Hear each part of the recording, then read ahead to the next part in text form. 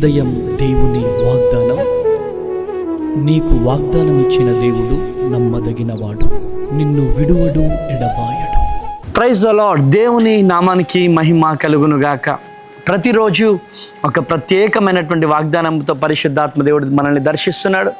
ఈరోజు పరిశుద్ధాత్మ దేవుడు మనందరికీ ఇస్తున్నటువంటి వాగ్దానం యెషయా గ్రంథం 2వ వచనం.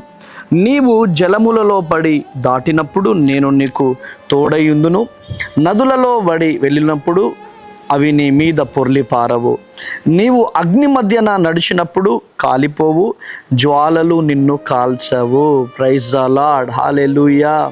నీవు జలముల మధ్యలో వెళ్ళిన నీకే హాని జరగదు, అగ్ని మధ్యలో నడిచిన నీకే హాని జరగదు, నీకు ఏ సిచ్యువేషన్లో ఉన్నా ఏ హాని జరగదు అని పరిశుద్ధాత్మ దేవుడు నీతో మాట్లాడుతున్నాడు. నీవు జలములలో బడి దాటినప్పుడు నేను నీకు తోడయుందును, నదులలో బడి వెళ్ళినప్పుడు అవి నీ మీద పొర్లి పారవు.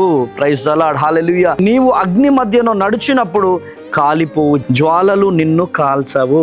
Praise the Lord.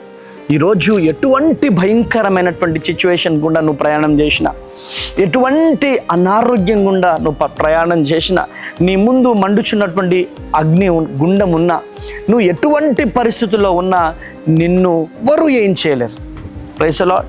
దేవుడు నీ పక్షమున ఉండగా నీకు విరోధి ఎవడు? నా దేవుడు నీ పక్షాన నిలబడబోతున్నాడు.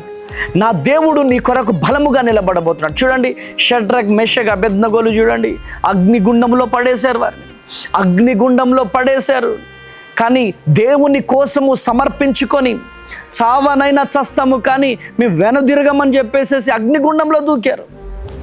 అగ్నిగుండములో పడేసిన ఆ అగ్ని జ్వాలలు షడ్రక్, మెషక్, అబేద్నెగోలను ఏమి చేయలేకపోయినారు. ఎందుకంటే వారు నమ్మిన దేవుడు నమ్మదగిన దేవుడు. ఆ అగ్నిగుండంలో పడేస్తే కానీ పరిశుద్ధాత్మ దేవుడు దిగి రాలేదు. జ్వాలలు ఏం చేయలేదు, అగ్ని జ్వాలలు ఏం చేయలేదు, అగ్ని మంటలు ఏం చేయలేదు. దేవుడు దిగొచ్చాడు. నువ్వు జలములలో పడి వెళ్ళినా, నువ్వు సముద్రంలో పడి వెళ్ళినా, నువ్వు కష్టాల గుండి వెళ్ళినా, నువ్వు కన్నీళ్ళ గుండా వెళ్ళినా, నా దేవుడు నిన్ను విడిచిపెట్టే దేవుడు కాదు. చూడు, ఆనాడు శిష్యులు దోణిలో ప్రయాణం చేస్తూ ఉన్నారు. దోణిలో ప్రయాణం చేస్తున్నటువంటి శిష్యులు గాలి తుఫానును చూశారు, వర్షాన్ని చూశారు. యేసు ప్రభుల వారు అమరమున ఆ దోణిలో పడుకున్నాడు. ఓ బోధకుడా, నీకు చింత లేదా? ఈ దోణి మునిగిపోతుంది, మేము చనిపోబోతున్నాం, నీకు చింత లేదా అని చెప్పి యేసు ప్రభుని లే లే లే లే అని చెప్పి లేపారు. భయపడ్డారు, వణికిపోయారు. ఎందుకు? జలాన్ని చూసి, ఆ వరదను చూసి, ఆ వర్షాన్ని చూసి, ఆ గాలిని చూసి, ఆ తుఫాన్ని చూసి వణికిపోయారు. కానీ ప్రియ దేవుని బిడ్డలారా, యేసు ప్రభుల వారు ఇలా నిలిచి ఇలా చేతులు పెట్టాడు. చేతులు పెట్టగానే మిక్కిలి నిమ్మలమాయను అని రాయబడింది. మిక్కిలి నిమ్మలమైపోయింది. ఏ గాలుడు ఏం చేయలేకపోయినా, ఏ తుఫాను ఏం చేయలేకపోయినా, ఏ వరదలు ఏం చేయలేకపోయినా. ఎందుకంటే తెలుసా, ఆ దోణిలో యేసయ్య ఉన్నాడు. మనం చాలాసార్లు మర్చిపోతున్న విషయం ఏంటి తెలుసా?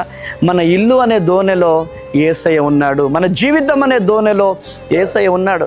ఎన్ని గాలులు వచ్చినా, ఎన్ని తుఫానులు వచ్చినా, ఎన్ని వరదలు వచ్చినా, ఎన్ని అగ్నిజ్వాలలు వచ్చినా, వాటన్నిటి నుంచి కాపాడగలిగే దేవుడు మన దేవుడు ఉన్నాడో, మన దేవుడు మన పక్షాన ఉన్నాడు. ఈరోజు ఈ మాటలు వింటున్న ప్రియ దేవుని జనాంగమా, ఈరోజు దేవుడు నీతో మాట్లాడుతున్నాడు.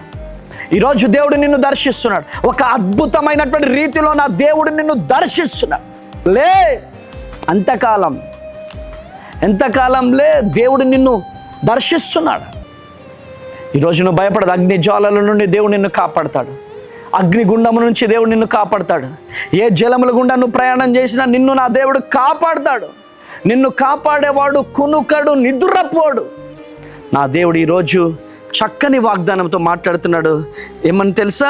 నీవు జలములలో బడి దాటినప్పుడు నేను నీకు తోడయుందును, నదులలో బడి నువ్వు వెళ్ళినప్పుడు అవి నీ మీద పొర్లి పారవు, నీవు అగ్ని మధ్యను నడిచినప్పుడు కాలిపోవు, జ్వాలలు నిన్ను కాల్చవు.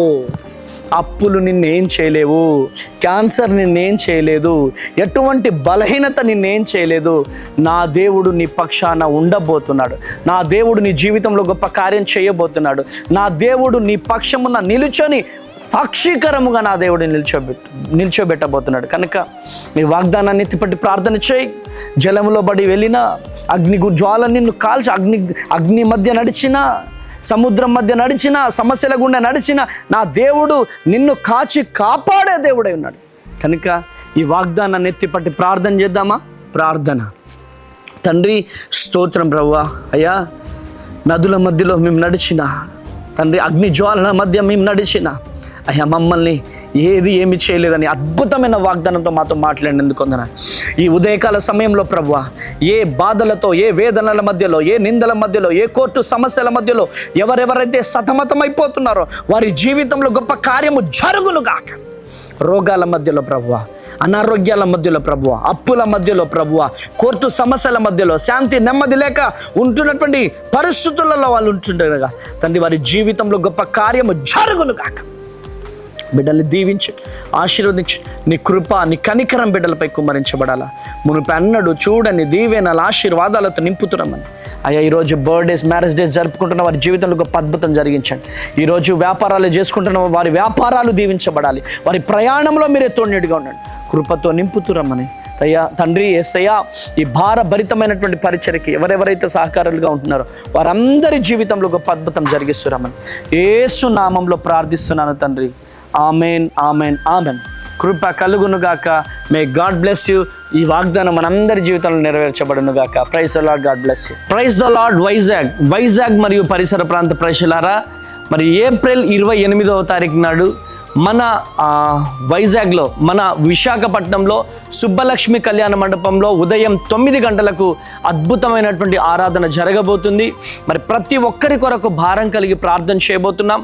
కనుక ఈ వీడియో చూస్తున్న వారు, విశాఖపట్నం పరిసర ప్రాంత ప్రజలు ఏ ఒక్కరున్నా మరి ఈ అవకాశాన్ని వినియోగించుకోవాల్సిందిగా ప్రభు పేరిట మనవి చేస్తున్నాను. మరి ఏప్రిల్ 28 మరి విశాఖపట్నం సుబ్బలక్ష్మి కళ్యాణ మండపం శ్రీకన్య థియేటర్ ఎదురుగా గంభీరమైన ఆరాధన జరగబోతుంది. మీరు రండి, అనేకులను తెలియజేయండి, దైవ దీవెనలు పొందండి. God bless you. దేవుడు మిమ్మల్ని దీవించి ఆశీర్వదించును గాక. Praise the Lord. Praise the Lord. Narsipatnam. God bless you.